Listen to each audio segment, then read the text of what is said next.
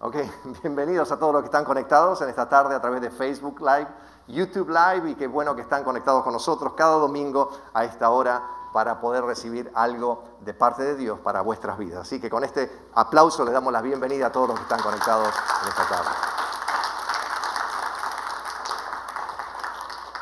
Quiero comenzar hoy leyendo un versículo, un par de versículos, donde el apóstol Pablo escribe a los Filipenses, capítulo 2, versículo 9, y es algo de lo que quiero hablarles justamente el día de hoy. Dice, por lo tanto, Dios lo elevó al lugar de máximo honor y le dio el nombre que está por encima de todos los demás nombres, para que ante el nombre de Jesús se doble toda rodilla en el cielo y en la tierra y debajo de la tierra, y toda lengua declare que Jesucristo es el Señor, para la gloria de Dios Padre.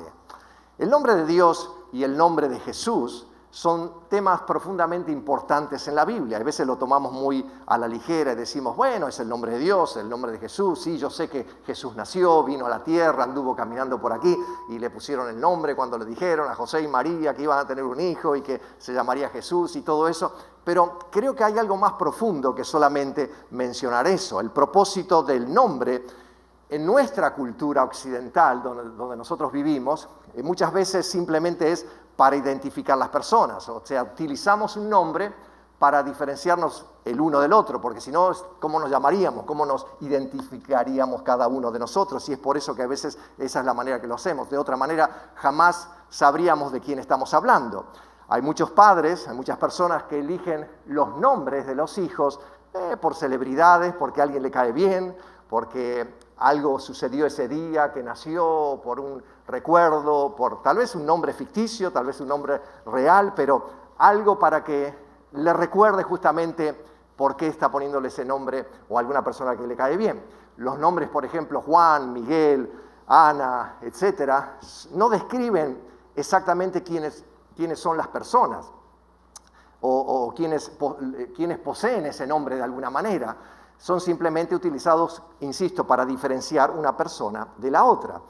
Pero pocas personas conocen el significado de su nombre, ya que no son muchas veces sustantivos del castellano, y entonces, como insisto, se le puso el nombre porque les gustó, pero no hay una identificación especial por ello, excepto unos pocos nombres en el español, como Gracia, Flor, Alegría, Victoria, Dulce, algunos nombres de esos que se utilizan. Entonces dice, bueno, uno ve a la persona, será muy dulce porque le pusieron el nombre Dulce, o estará siempre alegre porque se llama Alegría, y entonces identifica de esa forma, pero no son en la gran mayoría. Por otro lado, en la cultura de la Biblia, los nombres justamente eran elegidos por sus significados. Y cada persona tenía un nombre específico por lo que era esa persona. Los nombres eran simplemente palabras o frases hebreas que cualquier persona podía entender. Cuando llamaban a la persona decían, ese fulano es tal o cual persona por el nombre que lleva. Hay veces si la madre tenía una vida muy triste, entonces le ponía al hijo le ponía el nombre como tristeza o algo así, por supuesto en el hebreo, y entonces esos nombres identificaban la vida que habían llevado los padres. Por otro lado, los nombres de las personas hay veces expresan las experiencias de sus padres. Moisés, por ejemplo, llamó a su hijo Gerson. Gerson significa un extraño aquí. Por ejemplo, Moisés era exiliado en el desierto, y es por eso que eso lo llevó a nombrar a su hijo de esa manera. Y José, el de la Biblia, el que conocemos muy bien, significa justamente aumentado, porque su madre Raquel oró para que Dios le diera más hijos, entonces en base a eso le puso el nombre José. Benjamín, por ejemplo, significa hijo de mi diestra. Otros nombres eran proféticos, por ejemplo, Oseas llamó a su hijo Laami, que significa no mi pueblo. Y hay uno muy interesante, Isaías llamó a su hijo Maher Shalai Hash-Baz. Así que si quieren el próximo hijo lo pueden llamar de esa manera, un buen nombre para recordarse. Y el nombre ese justamente significa rápido botín, próximo pillaje. Me recuerdo en mi país, no sé si tal vez en la cultura de algunos países de ustedes también se acostumbra, pero en mi país utilizaban mucho, cuando un niño nacía, miraban el santo de turno y le ponían el nombre del santo. Y entonces nace un niño el 8 de diciembre, y entonces van a ver el calendario, el almanaque, y ven circuncisión del niño Jesús. Y dijeron, bueno, ese es el nombre que le tenemos que poner. Pobre criatura, ¿no? El nombre que se llevaba por toda la vida. Pero a veces se eligen esa clase de nombre y no tiene mucho que ver con eso. Ahora, justamente Jesús recibe su nombre porque Él iba a salvar a su pueblo, o iba a salvarnos a nosotros de la vida que estamos viviendo. Jesús fue llamado, nombrado proféticamente, y eso lo encontramos en San Mateo capítulo 1, verso 23. He aquí una virgen, y este versículo lo habrán escuchado muchísimo para la época de Navidad, una virgen concebirá y dará a luz un hijo, y llamará su nombre Emmanuel, que significa, o que traducido es, Dios con nosotros.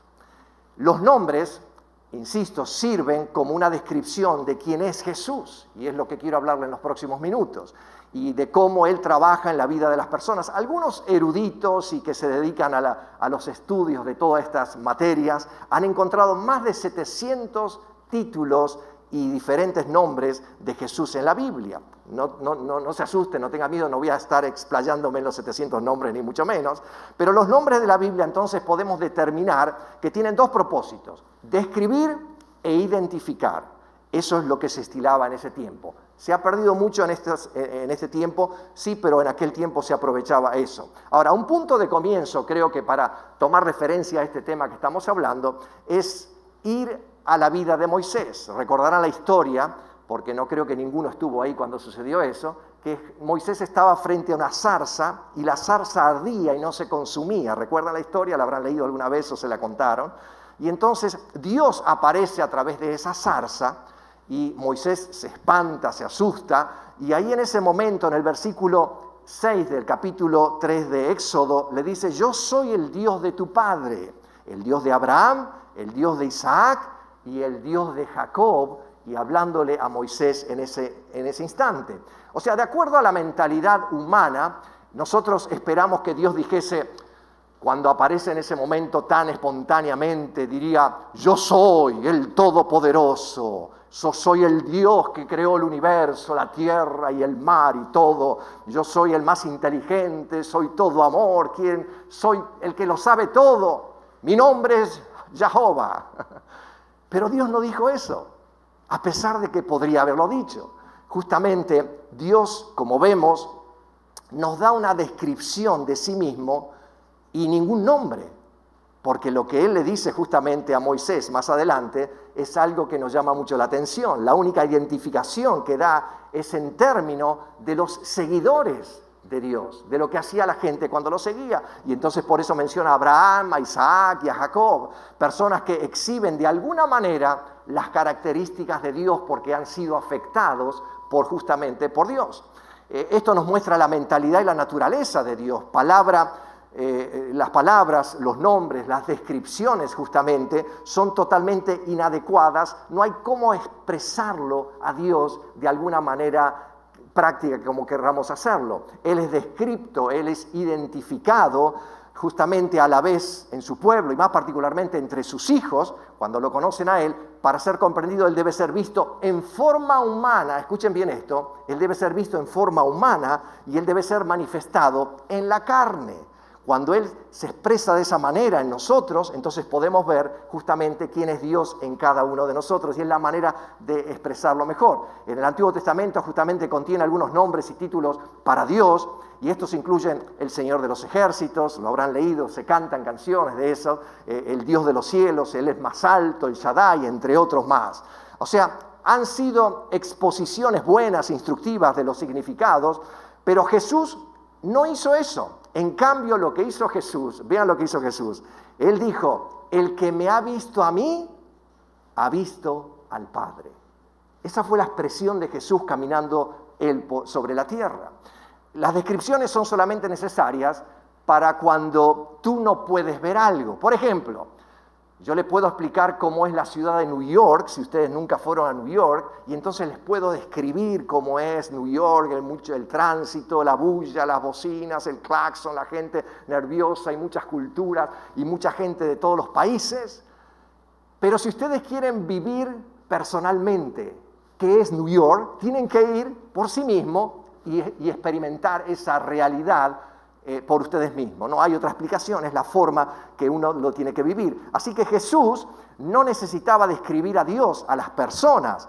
Él mismo era la descripción de Dios a través de su persona. Él fue y es el nombre de Dios. Tú no miras una fotografía de alguien cuando tienes esa persona frente tuyo. Cuando Graciela cumplió 15 años, mi esposa, entonces yo ya estaba enamorado de ella. Nosotros nos conocimos muy pequeños, no le voy a contar la historia hoy.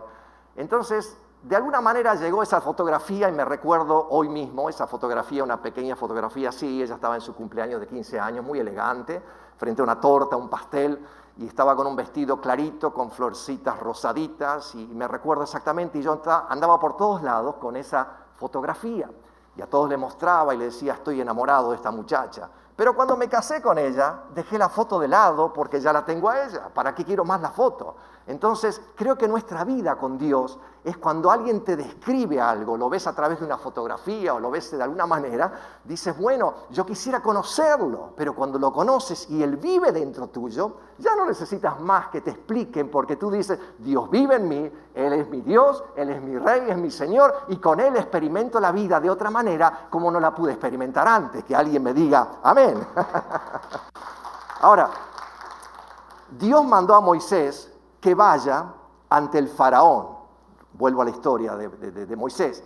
Y saque justamente a los hijos de Israel de entre los de fuera de Egipto. Y Moisés entonces tuvo dos problemas de identidad. El primero es, ¿quién soy yo para que vaya frente al faraón y haga tan magna tarea? Vaya, es un trabajo muy delicado. Y segundo, Moisés le dice, ¿quién eres tú? O sea, ¿cómo yo le digo a la gente, quién eres tú? Está bien, perfecto, suena muy lindo, yo te conozco, tú me conoces, sabemos qué hay que hacer, tengo que hacer una tarea específica, pero tengo ese problema de identidad. Y entonces él le dijo a Dios, está bien, yo voy a ir a los hijos de Israel, les diré a los hijos de Israel, a tus hijos, a los hijos de sus padres que me ha enviado a ustedes. Ahora ellos me dirán cuál es su nombre, cuál es el nombre de la persona que te está enviando y qué les contestaré a ellos. Una pregunta que tiene mucho sentido. Si queremos comprender la contestación de Dios, primero deberíamos considerar la intención de la pregunta de Moisés. Moisés creció en una cultura politeísta, o sea, el pueblo creía en diferentes dioses. Cada uno de esos dioses tenía su nombre para identificarlos. Este es el dios tal, el dios fulano, este y aquel otro. Entonces, con esa mentalidad, Moisés dice, bueno, ¿cuál es el nombre a quien yo me tengo que referir para presentarme frente al faraón? Tenía sentido desde el punto de vista de Moisés. El pueblo quería justamente de esa manera. Ahora, Moisés pensó que Dios tenía un nombre. Y entonces vean lo interesante de esto, la contestación de Dios justamente en el libro de Éxodo le dice, dile que yo soy el que soy. Ahora, Moisés, claro, con un poco de sentido común, dice, ¿cómo puede ser que yo le voy a decir a la gente, al faraón, me voy a presentar, imagínense, al presidente de ese momento, ¿cómo le voy a decir, yo soy el que soy, me acaba de mandar para que deje salir a su pueblo? Es ridículo. Y entonces Dios sigue insistiendo. Yo creo que Dios podría parafrasear esto de la manera es, yo soy yo mismo, no hay otro como yo. Y esto tiene sentido, muchísimo sentido, porque en otras palabras Dios le está diciendo a Moisés, tu pregunta es incorrecta, no es del todo, no tiene mucho sentido, yo no tengo nombre. Le diría a Dios, yo solamente soy Dios, y soy el único, no necesito de un nombre para identificarme. En realidad, no puedo tener un nombre para distinguirme de los otros dioses, porque no existen otros dioses. Yo soy el único. En consecuencia, ese soy yo. Y Dios continúa diciendo, dile a los hijos de Israel, yo soy, me ha enviado a ustedes. Y es ridículo, claro, uno lo ve así de esa manera y creo que Moisés tuvo la misma experiencia en esa situación. Esto no suena muy bien en castellano, en español, mucho menos en hebreo. La falta de claridad demuestra que Dios no podía dar una respuesta directa a la pregunta de Moisés. Y en el siguiente verso, Dios le dice, dile a los hijos de Israel, Yahvé, el Dios de sus padres, el Dios de Abraham, de Isaac, de Jacob, el Dios Él me ha enviado a ustedes, ese es mi nombre para siempre y por Él seré invocado de generaciones en generaciones. Dios está diciendo, yo no tengo nombre. Vamos a tenerlo en claro, yo no tengo un nombre específico, la terminología humana no puede nunca describirme a mí. Yo soy mucho más que lo que cualquier persona puede ejemplificar o decir, esto es lo que significa Dios de alguna manera. Primero debo ser visto en carne, esto es lo que Dios está queriendo decir. Primero debo ser visto en carne y en sangre, y luego ser conocido en espíritu. Y cuando tú lo conoces a Dios dentro de tu espíritu, es una manera de identificar a Dios y decir, ahora conozco quién es Dios, porque siento su paz, siento su amor, siento su consuelo, y en los momentos más difíciles de mi vida, yo puedo experimentar esa gracia que viene de Dios. O sea, Dios dice en otras palabras, ni siquiera necesito un nombre para distinguirme de los demás dioses, porque no hay otro Dios como yo. Ahora, qué honor fue cuando Dios, justamente, el gran creador y Señor de todo el universo, el ser infinito que está más allá de toda descripción, tomó un nombre en lenguaje humano por el cual pueda ser conocido, que fue justamente en la vida de Jesús. En la plenitud de los tiempos Él se hizo carne, dio instrucciones específicas, fueron dadas en sueños, recuerdan a José, a María, que Él sería el hijo que vendría a través del ángel Gabriel, y le pondrán por nombre Jesús. El Nuevo Testamento justamente ni una vez menciona el nombre de Yahvé, pero da gran importancia al nombre de Jesús. Históricamente hablando, Jesús justamente significa la persona descrita en el Nuevo Testamento, quien vivió hace más de 2000 años, fundó la fe cristiana por así decirlo, y espiritualmente hablando es un asunto diferente a todo lo que se veía hasta el momento. Para las 3/4 partes de la población mundial, Jesús es el fundador de una religión un poco extraña. Lo cuestionaron cuando llegó, lo cuestionaban cuando hablaba, lo cuestionaban cuando andaba haciendo milagros en la tierra, y era todo un cuestionamiento general porque era algo raro que nunca habían experimentado en la tierra, y entonces a eso se atenía la gente que estaba en ese tiempo. Ahora, en el mundo occidental donde vivimos nosotros, para una minoría Jesús es el Hijo del Hombre, el Hijo de Dios, el Salvador, el Sanador, el fiel amigo, es Dios quien es para nuestras vidas. Para el resto, aquellos que no creen en Dios, entonces cada uno tiene una idea diferente de acuerdo a su tradición, a su parcialidad, a su prejuicio. Entonces, basado en eso, tienen una experiencia diferente de quién es Dios para ellos. Es interesante que justamente hay 4 personas llamadas Jesús en el Nuevo Testamento, al lado de Jesús que domina en las páginas, y Jesús era un nombre común. Hay veces cuando yo tengo el contador nuestro que se llama Jesús, y a veces me llaman las mañanas, yo le digo, qué privilegio es hablar con Jesús por las mañanas. Y entonces Jesús era en ese tiempo también un nombre muy común. Por eso a Jesús lo diferenciaban y le decían Jesús de Nazaret, para saber de quién estaban hablando. Ahora, en todo el universo, Jesús es un nombre muy especial. Y ese nombre, Jesús, fue el primer nombre que fue para identificarlo cuando Él nace. Justamente en el libro de San Mateo, dará a luz un hijo, llamará su nombre Jesús, porque Él salvará a su pueblo de sus pecados. Así que Jesús es nuestro Salvador como primera instancia. No hay otro nombre dado a los hombres bajo el cielo en quien podamos ser salvos. Él es nuestro Dios, Él es nuestro Salvador, y a Él acudimos para recibir la salvación para nuestras almas. Así que es nuestro justamente el Salvador.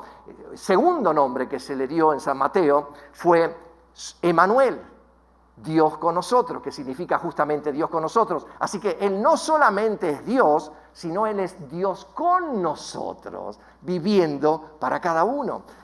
Justamente debido a que vive en nosotros, cada día nosotros podemos experimentar a Dios con nosotros en todo el tiempo. Caminamos y Él vive en nosotros, andamos, pensamos, meditamos y Él vive con nosotros y en nosotros. Hay otro nombre que se menciona justamente por primera vez en San Mateo y es el nombre Cristo. Cristo es la palabra griega para Mesías. Cristo significa justamente el ungido, el designado por Dios para llevar a cabo su propósito eterno.